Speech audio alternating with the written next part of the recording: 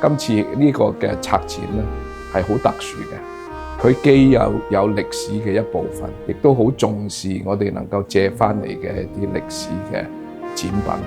但係同時，我哋亦都希望觀眾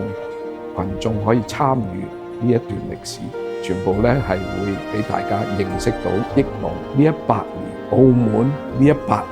嘅炮竹嘅產業嘅歷史。炮竹製造業咧，曾經係澳門嘅3大手工業其中一個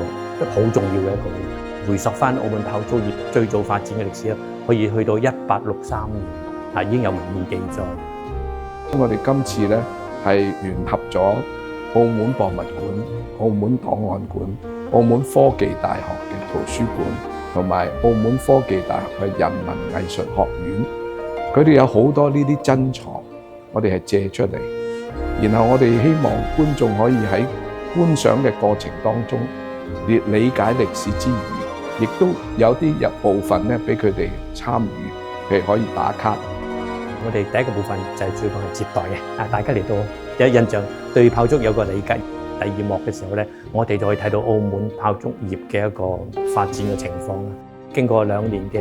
努力啦，咁我就將澳門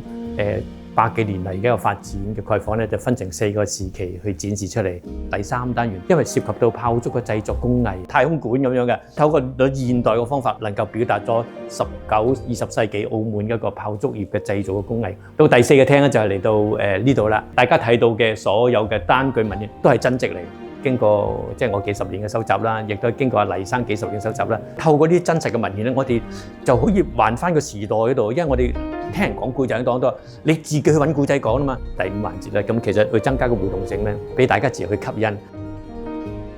到展廳就係一個成個展覽個最精華嘅部分，因為呢個部分有史以嚟第一次最集中澳門超過200幾件嘅炮竹招紙一齊展示。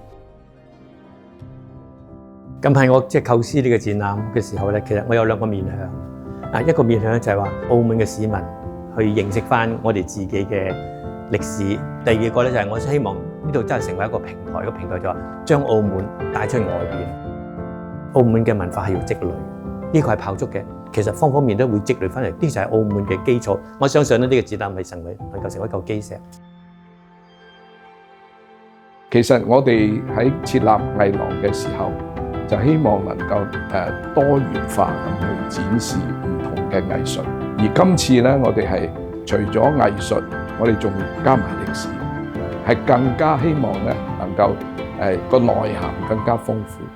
亦都我哋知道，我哋要將佢推廣出去，令更多人了解同知道我哋嘅存在。咁我哋希望喺呢一個咁嘅過程當中，一方面係尊重歷史，尊重呢啲展品，另一方面就係你會覺得呢個係一個好值得去回味，好值得你去了解嘅一段歷史。